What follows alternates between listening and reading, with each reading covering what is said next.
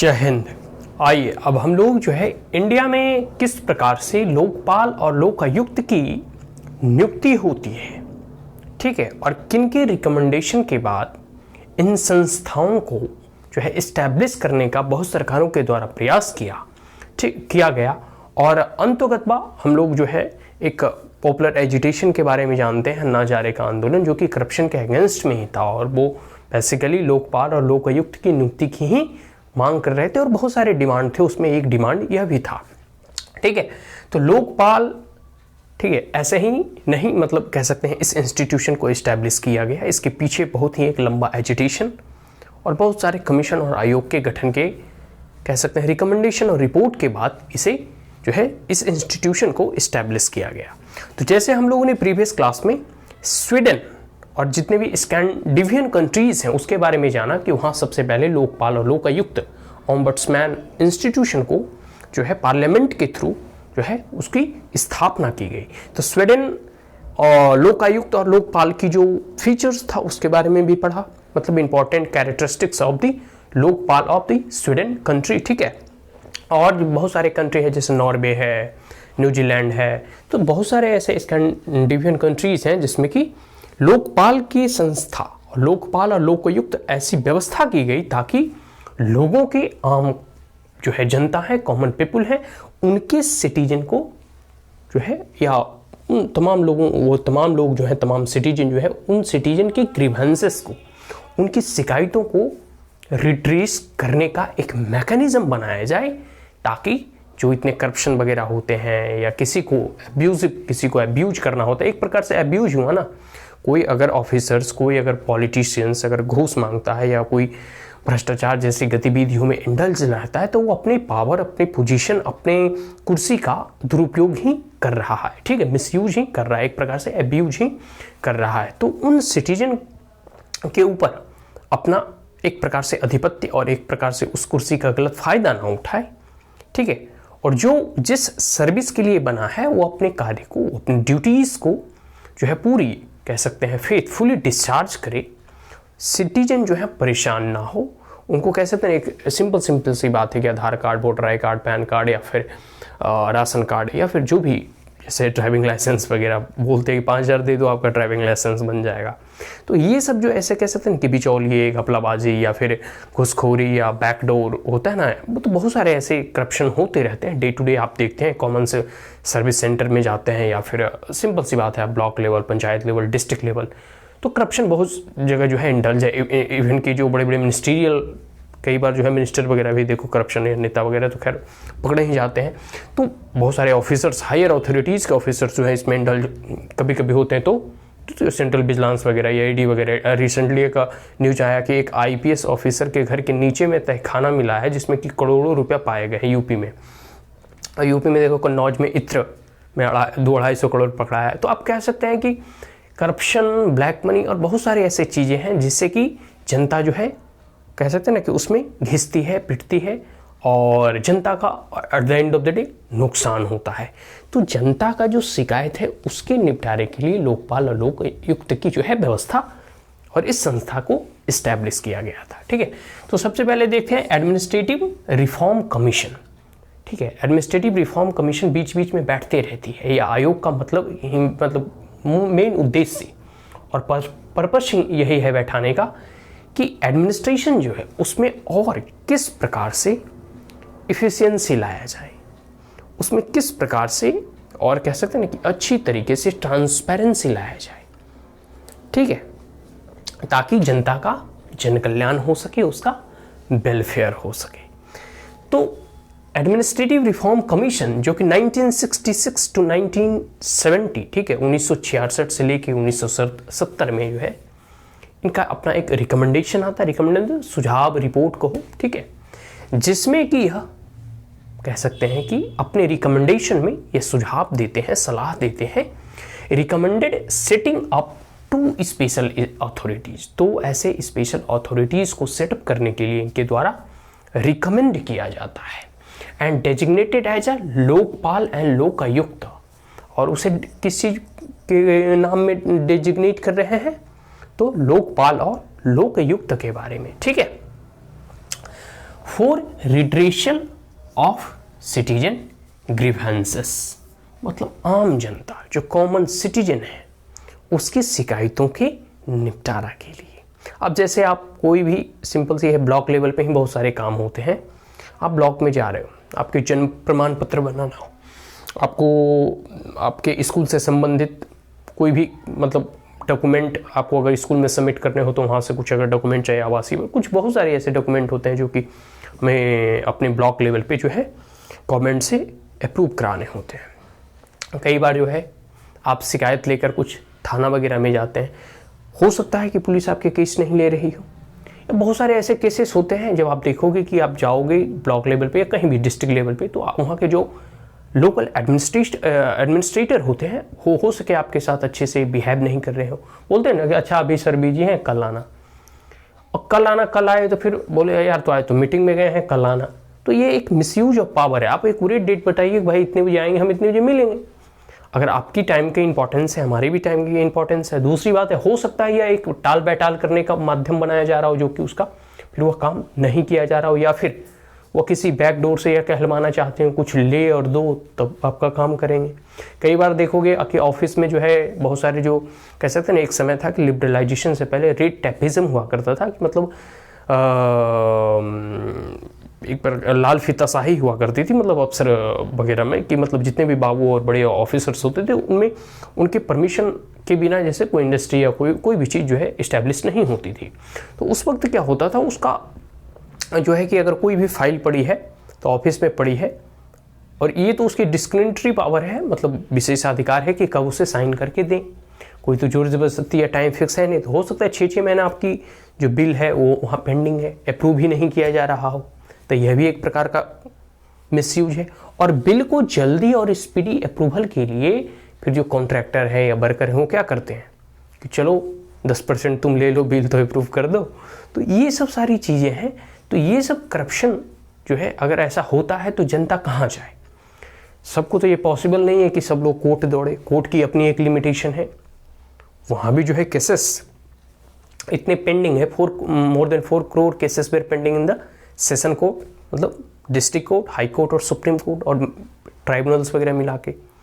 तो इन परिस्थितियों को देखने के लिए एक ऐसे कह सकते हैं ना कि संस्था का निर्माण का आवश्यकता था जो कि आम लोगों के शिकायतों का निपटारा और निवारण कर सके।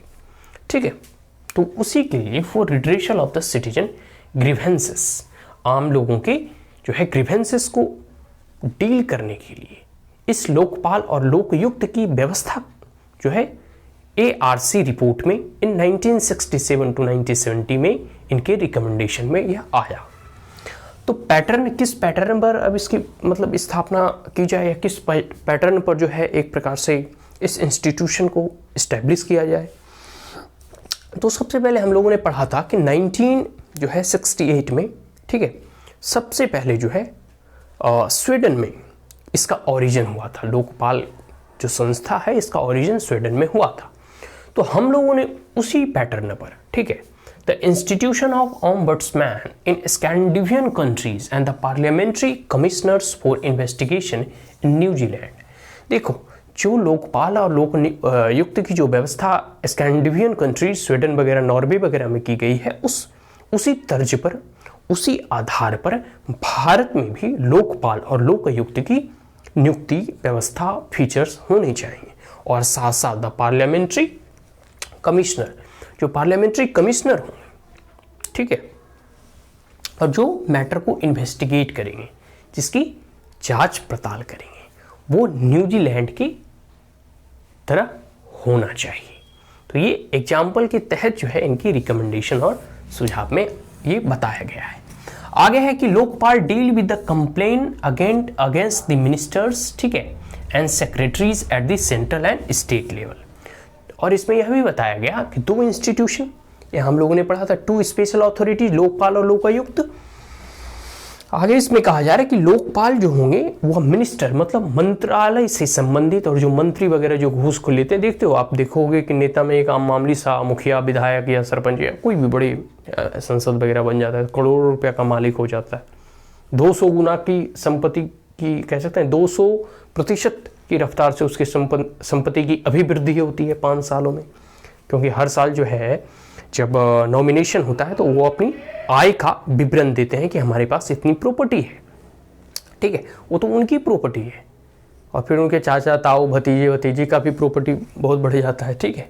तो यही सब चीज़ें हैं कि जो भी मंत्री या मंत्रालय से संबंधित भ्रष्टाचार होंगे और केंद्र सरकार और राज्य सरकार का जो chief secretary, cabinet secretary, joint secretaries, हर एक मंत्रालय में जो जितने सेक्रेटरीज होते हैं, ठीक है, वो तमाम लोगों का कंप्लेन इस लोकपाल के इंस्टीट्यूशन में जाएगा, और इसके बाद जो लोकायुक्त होंगे, ठीक है, वो deal with the complaints against the higher officers, ठीक है। लोकपाल जो मंत्रालय मंत्री और चीफ सेक्रेटरी या cabinet secretary, higher secretary level के, जो चाहे सेंट्रल गवर्नमेंट के हो या स्टेट गवर्नमेंट, लेकिन जो लोकायुक्त होंगे वह और हायर ऑफिसर्स होते हैं, बहुत सारे हायर ऑफिसर तो वो तो मंत्रालय में बैठते हैं, लेकिन बहुत सारे एसडीएम हो गए, पूरे के पूरे आपके एसडीएम वगैरह होते हैं, या फिर जो भी ब्लॉक लेवल के कर्मचारी हो गए, या कोई भी ऐसा जो कि एडमिनिस्ट्रेटिव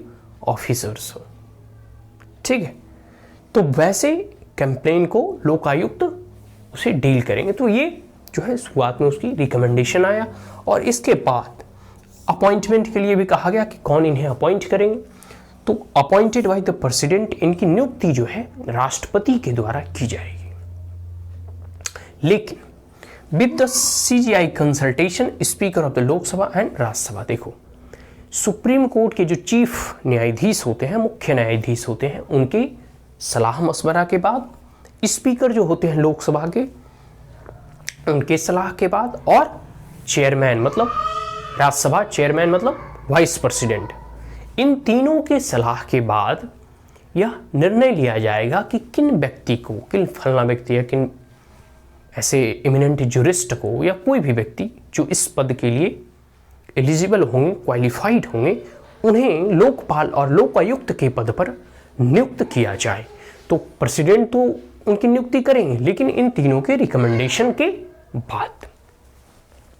आगे है इसके कुछ फीचर्स को जान लेते हैं कि आखिर क्या क्या इंपॉर्टेंट फीचर बताए गए थे इस रिकमेंडेशन में, कि अगर आप जो है लोकपाल और लोकायुक्त की संस्था की व्यवस्था करते हैं तो उनमें कुछ कैरेक्टरिस्टिक्स और कुछ फीचर होने चाहिए। अब हम उसके बारे में जानेंगे। सबसे पहला है कि इंडिपेंडेंट एंड इम्पार्शियल। कोई भी, सबसे बड़ी बात यही है, इंडिपेंडेंट और इम्पार्शियल।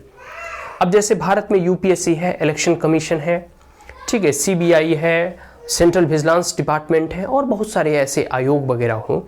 अगर मान लो कि जो चुनाव आयोग है वो अगर इंडिपेंडेंट ना रहे तो क्या चुनाव सही प्रकार से निष्पक्ष रूप से हो पाएगा? नहीं हो पाएगा।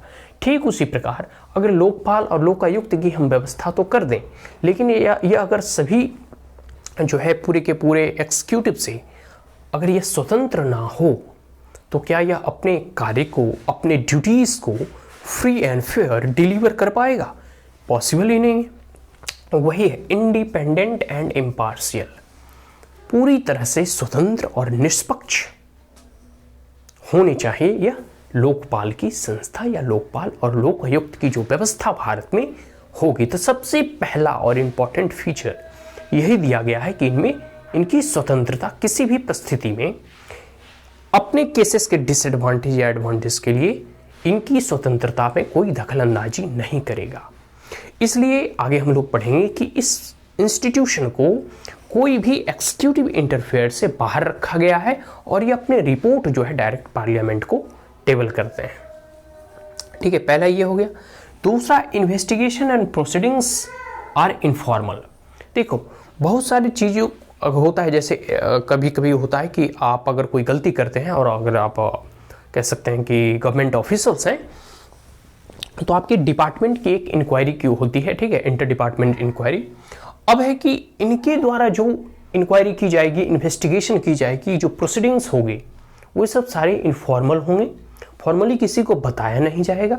या अपने तौर तरीके से उसकी जांच परख करेंगे कि कहाँ करप्शन है, क्या जिस व्यक्ति पे एलिगेशन लगाया गया, हो सकता है कि कोई ईमानदार ऑफिसर हो, वो एकदम पूरी ईमानदारी से काम कर रहा हो और उस पर किसी ने फॉल्स एलिगेशन लगा दिए हो, तो इनकी जो जांच करने का तरीका होगा, इनकी जो इन्वेस्टिगेशन होगी, इनकी जो प्रोसीड्यूर्स होगा उस इन्वेस्टिगेशन का, वो इनफॉर्मल इन नेचर होगा या अपने तरीके से देखेंगे कि कहाँ कैसे किस परिस्थिति में और किस अनुसार और किस रूप में हमें उसकी जांच करनी है।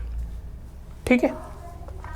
दूसरा है अपॉइंटमेंट इज नॉन पॉलिटिकल। सबसे बड़ी चीज़ है कि अगर आप किसी पॉलिटिकल व्यक्ति या पॉलिटिकल पार्टी के मेंबर को अगर अपॉइंट कर देते हैं, स्वाभाविक सी बात है कि वो अपने पॉलिटिकल पार्टी वाले को पक्ष लेगा। तो किसी एक ऐसे इमिनेंट पर्सनालिटी की नियुक्ति करनी है जो कि नॉन पॉलिटिकल हो, किसी पॉलिटिकल पार्टी से उसका ताल्लुक नहीं हो, वह एक्टिव पॉलिटिक्स में पार्टिसिपेट नहीं करता हो। ठीक है। अब देखो जितने जजेस वगैरह हैं, देखो राजनीतिक जीवन जो होता है ना, अब ऐसा नहीं कि व्यक्ति हम ही हैं या आप हैं, सबकी एक इच्छा होती है कि हम किसे वोट डालें किसे वोट ना डालें, ये अपने अपना पर्सपेक्टिव है। ठीक है, ये होना भी चाहिए। फिर यह भी हम कह सकते हैं, मूल्यांकन कर सकते हैं कि भाई कौन सरकार अच्छी है कौन खराब है।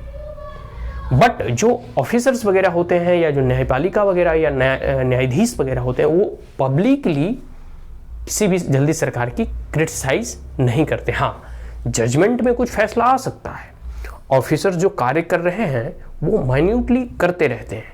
कहने का मतलब है यह इसलिए ऐसा रखा जाता है क्योंकि अगर आप कोई एक पब्लिकली कोई परसेप्शन या कोई भी चीज़ आप जब कमेंट करते हैं, तब आप जिसके पक्ष में बोल रहे हैं वो तो खुश हो जाएगा, लेकिन जिसके आप विपरीत बोल रहे हैं वह दुखी इसलिए होगा कि उन्हें लगेगा कि यह व्यक्ति इससे मिला हुआ है, तो वह इम्पार्शियली फिर अपने दायित्वों का निर्वहन नहीं कर सकेगा। ठीक है। तो कह सकते हैं इंडिपेंडेंटली और इम्पार्शियली अपने फंक्शंस को, अपने ड्यूटीज को परफॉर्म कर सके, इसके लिए यह जरूरी है कि वह पॉलिटिकल न्यूट्रल हो, ना तुम्हारी तरफ ना तुम्हारी तरफ, बी आर न्यूट्रल, मतलब बीच में, मध्य में। ठीक है। आगे है status compare with the highest judicial functionary, और इनका जो स्टेटस होगा वो हाईएस्ट जुडिशियल फंक्शनरीज के रूप में जाना जाएगा। मतलब जैसे सुप्रीम कोर्ट या हाई कोर्ट के लेवल का, उस स्तर का इनका जो है एक प्रकार से कार्य करने, और इनका एक स्टेटस जैसे होता है ना, हायरार्की में एक स्टेटस होता है कि पहला पोजीशन राष्ट्रपति का है। ठीक है, उसी प्रकार इनका भी पोजीशन होगा, तो वह किस लेवल का होगा? हाईएस्ट जुडिशियल फंक्शनरीज के स्तर का। अगला है इंपॉर्टेंट पॉइंट है कि matter deal with injustice, corruption and favouritisms. सभी को मालूम है कि किसी भी प्रकार का किसी के साथ अन्याय होता है तो इन तमाम मामले जो है लोकपाल और लोकायुक्त जो है उसकी सुनवाई कर सकता है। करप्शन तो स्वाभाविक सी बात है, करप्शन के लिए इसे इस्टेब्लिश किया गया, आंदोलन हुआ। ठीक है, तो इसी के लिए वो आ गया। फेवरेटिज्म, अब जैसे देखो किसी ऑफिसर्स या कोई मान लो एसएससी में कोई बड़े रैंक का अधिकारी है, वो अपने भाई भतीजे को जो है एसएससी में घुसा रहा है, या फिर कोई आरआरबी है, कोई एनटीपीसी या कोई भी ऐसे इंस्टीट्यूशन में कोई अपने निजी व्यक्ति को, क्योंकि वो आपका रिश्तेदार है, परिवार है, इस प्रकार से आप उसे जॉब में ले रहे हैं, तो ये एक प्रकार से उस मेटोरियस कैंडिडेट के साथ इनजस्टिस होगा और एक प्रकार से फेवरेटिज्म होगा। तो किसी भी रिश्तेदारी, किसी भी मतलब सगे संबंधियों के कोई फेवरेटिज्म नहीं करे, इसके लिए भी इन तमाम चीज़ देखते हो। कई बार जो ऐसे एलिगेशन लगते हैं, कई बार देखोगे जैसे पॉलिटिकल पार्टी देखो, हमेशा ये न्यूज़ में सुनते रहते हैं ना कि जैसे कांग्रेस की कि भाई एक ही खानदान से मतलब हमेशा मतलब फिक्स है कि यही इसी घर से मतलब प्रधानमंत्री का कैंडिडेट बनेगा। कई बार देखोगे कि यूपी वगैरह में समाजवादी पार्टी वगैरह देखो मतलब चाचा भी नेता, मंत्री भी नेता, मतलब बहू भी नेता और पिता भी नेता, हम भी नेता, मतलब हद है यार, ये कैसा समाजवाद है। खैर वो अपने अपने एक पॉलिटिकल ओपिनियन हो सकते हैं, ठीक है, लेकिन ये एक तो पॉलिटिकली जो है चलो कुछ हद तक वो चल भी जाता है क्योंकि लोग उन्हें चुनते हैं। लेकिन अगर ऑफिसर ऐसा करने लगे या फिर जो सिलेक्शन की जो कह सकते हैं कि पद्धति है कि मेरिट पे, कंपटीशन पे आधारित जो है व्यक्तियों की नौकरियों में उसका सिलेक्शन होगा, और अगर उसमें कोई अगर ऐसी परिस्थिति हो जाए कि लोग अपने सगे संबंधियों को उस जॉब में दे रहे हैं, तो यह एक प्रकार का अनफेयर और एक प्रकार का करप्शन या इनजस्टिस या फेवरेटिज्म ही है। तो इन तमाम केसेस से डील करने के लिए लोकपाल की व्यवस्था की गई है। पांचवा देखो फीचर है कि proceedings not be subject to judicial interference. सबसे बड़ी बात है कि जुडिशियल इंटरफेरेंस से भी इन्हें रोका गया है। कहा देखो वो इसलिए क्योंकि कई बार देखोगे कि सरकार कोई नियम कानून लाती है तो जुडिशियल रिव्यू के तहत जो है उसे उसकी जांच पड़ताल करके, कई बार जैसे मतलब एक उदाहरण के तौर पर आप समझो कि फॉर्म बिल आया, सरकार तो उसे हालांकि बाद में वो रिपील कर दिया, मतलब वापस ले लिया। लेकिन आपने एक न्यूज़ सुना होगा कि फॉर्म बिल आने के बाद इम्प्लीमेंटेशन को कुछ दिनों के लिए रोक दिया गया था सुप्रीम कोर्ट के द्वारा, और सुप्रीम कोर्ट के द्वारा एक कमीशन, एक आयोग की स्थापना की गई थी। अब बात आती है कि इनके प्रोसीडिंग्स, जैसे लोकपाल या लोकायुक्त किसी केस की अगर इन्वेस्टिगेशन कर रहे हैं और प्रोसीडिंग्स चालू है, उस परिस्थिति में कोर्ट इसमें दखलंदाजी नहीं करेगा। ठीक है, आगे है maximum latitude and power to obtain information. सबसे बड़ी बात है कि बहुत सारे ऐसे कार्य, बहुत सारे ऐसे लेखा जोखा, देखो करप्शन में क्या होता है, आंकड़े का ही तो खेल होता है। तो वो आंकड़े कहां से मिलेंगे आपको? किसी गवर्नमेंट के डिपार्टमेंट या ऑफिशियल्स के फाइल में वो आंकड़े दबे रहते हैं, या फाइल में सारी काला चिट्ठा जो है दबा हुआ रहता है। तो वो आंकड़े, वो इंफॉर्मेशन, वो डाटा, वो स्टैटिस्टिक्स और जो भी इंफॉर्मेशन है वो फाइल में दबा हुआ रहता है। तो अब है कि ये इन्वेस्टिगेट कैसे करेंगे अगर वह फाइल इनके पास आए या वहां तक इनकी एक्सेसिबिलिटी हो। कहने का मतलब है कि इन्हें कोई भी इंफॉर्मेशन, कोई भी सूचना पाने का पूर्ण अधिकार है, पूरी शक्ति दी गई है, ताकि यह पूरे फ्री एंड फेयर, ठीक है, और पूरी की पूरी जो है तह तक जाकर किसी भी केसेस को, चाहे करप्शन, इनजस्टिस और फेवरेटिज्म से संबंधित हो, उसकी यह जांच पड़ताल कर सकते हैं। Is that clear? तो यही चीज है लोकपाल। एआरसी का रिकमेंडेशन आया था 1966 टू 1970, जिसमें कि 2 स्पेशलाइज्ड अथॉरिटीज को एस्टैब्लिश करने की बात कही गई थी, जो कि सिटीजन के ग्रीवेंसेस को रिट्रेस कर सकता है। इसके बाद हम लोगों ने इसके कुछ फीचर्स को पढ़े थे जो उनके रिकमेंडेशन में बताया गया था। इसके बाद कई एक सरकारों के द्वारा प्रयास किया गया था लोकपाल बिल लाने के लिए, जैसे इंदिरा गांधी सरकार से लेकर अटल जी की सरकार, बीच में कई कोलाइजन गवर्नमेंट बनी, फिर मनमोहन सिंह की सरकार, अंत में जो है 2011 में लोकपाल और लोकायुक्त की बिल को कह सकते हैं कि संसद के द्वारा मुहर लगती है। एक लंबा प्रयास किया गया, मतलब पहली रिकमेंडेशन आती है 1970 से लेकर 2011, मतलब कितने साल लग गए, 30 से 40 साल लग गए एक बिल को पारित करा पाने में। ठीक है, तो अब हम लोग आने वाले नेक्स्ट क्लास में, नेक्स्ट वीडियो में कुछ उस बिल के लाने का प्रयास और उस बिल में क्या क्या लाया गया, उसके क्या क्या प्रावधान और प्रोविजंस हैं, उसके क्या क्या इंपॉर्टेंट फीचर्स हैं, किस प्रकार से उनकी अपॉइंटमेंट हो जाती है, और क्या कॉन्स्टिट्यूशनल या फिर जो भी लोकपाल का जो बिल आने के बाद उसमें क्या प्रमुख पॉइंट और बिंदु हैं, उसके बारे में हम लोग डिस्कस करेंगे। So that's all, and if you are the first time on my channel, then like it, share it, as well as subscribe it, also press the bell icon. And if there were any queries, comments, suggestion, advice, you may comment in the comment box. Thank you once again, have a great day.